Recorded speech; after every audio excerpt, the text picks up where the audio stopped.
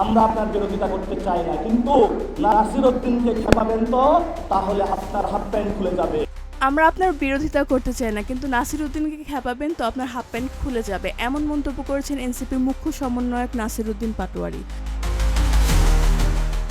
শনিবারের নির্বাচনী প্রচারণা সমাবেশে তিনি এসব কথা বলেন। তিনি বলেন, আমরা শেখ হাসিনার হাফ প্যান্ট খুলে দিয়েছিলাম, শুধু হাফ প্যান্ট খুলে দেয়নি, তাকে দিল্লিতে পাঠিয়ে দিয়েছিলাম।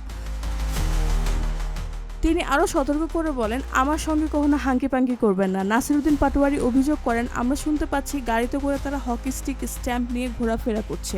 গুলিস্তানে নাকি স্ট্যাম্প আর হকি স্টিক পাওয়া যাচ্ছে না, সব নাকি বিক্রি হয়ে গিয়েছে।